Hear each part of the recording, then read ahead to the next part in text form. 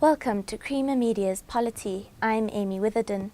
With me in the studio, I have Frank van Rooyen of the South African Institute of International Affairs to discuss the September 11th terrorist attacks on the US, 8 years after the event.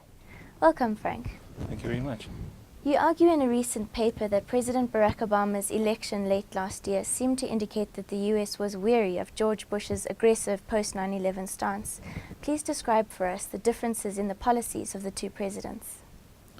Okay, I think we can start off by saying that the American people were definitely wary of his policies. It was reflected in many opinion polls, and also the fact that they were increasingly being viewed as the world's polecat doesn't really appeal to the Americans, and this was reflected in many of those opinion polls. And clearly, President Obama made many promises, and he's like good politicians do, in the run-up to his election and the drama that went with that.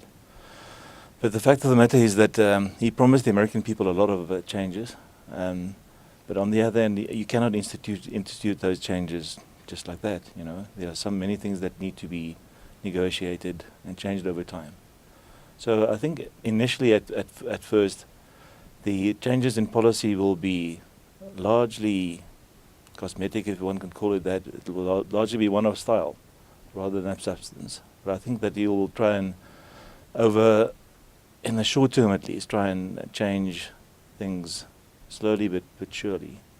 So initially just a change of style. And what are some of the promises that he made sort of in opposition to Bush's policies?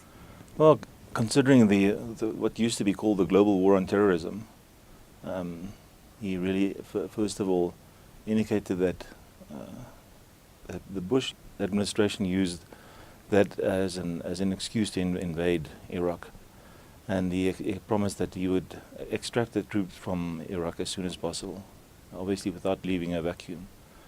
And that was one of the biggest promises that he made. And at the same time, try and pursue this global war on terrorism, what he now calls overseas contingency operations.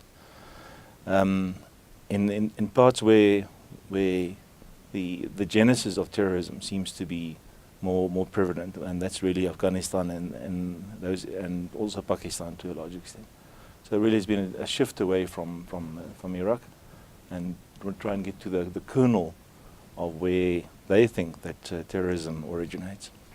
How would you assess Obama's seeming overtures to the Islamic world, such as his speech in Cairo in June? Well, firstly, I think one should say that it's actually unfortunate that he chose Egypt, because let's face it, and it's on public record that Egypt doesn't have a very particularly good human rights record. But at the same time, I suppose he had to find a neutral country in which to make this very important speech. And in this speech, he clearly went to a lot of trouble and to put many of those elements of the speech into this overture himself. And it wasn't just the words of some other speechwriter. One can see his hand in that particular speech. And these overtures really are based on the fact that there are many commonalities between the Christianity and some of the West religions versus the Muslims and the thoughts. And the commonalities are such that it should lead one to the fact that America and the West are not actually at war with Islam per se, but it's at war with the extremism of Islam.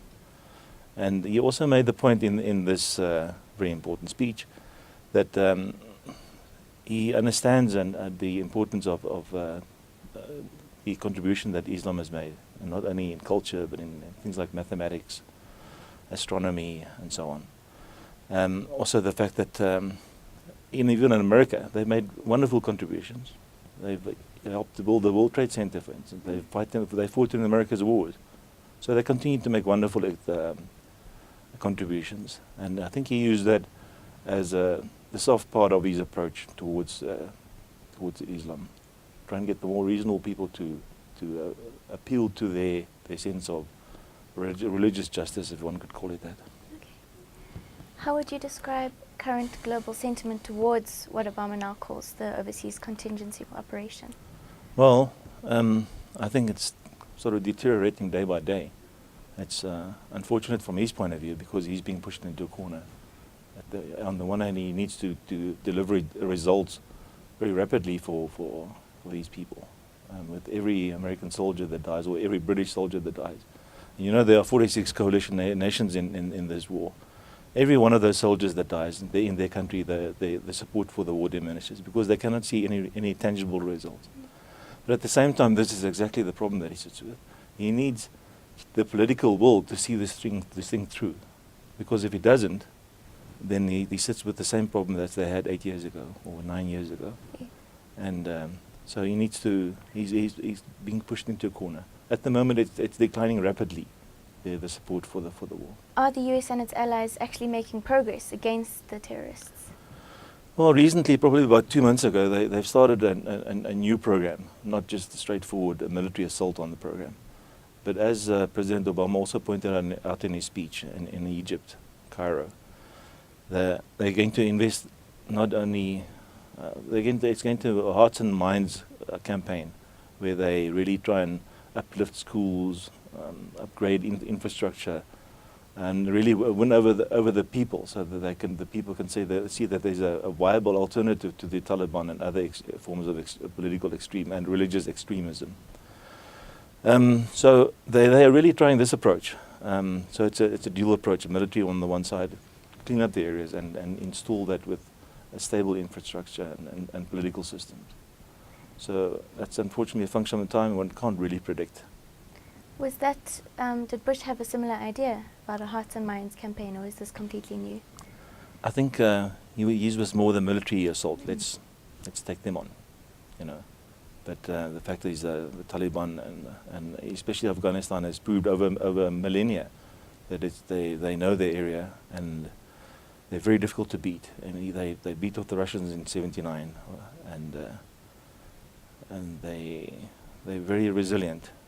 And so maybe this other facet of the war, or the campaign, the Hearts and Minds part, should hopefully bear fruit. Okay.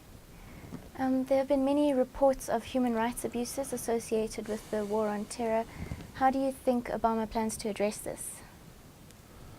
Well, for a start, he's overturned, I think, through presidential decree, and I need to be maybe corrected there, the fact that the Americans may use torture as a means of extracting information from alleged terrorists.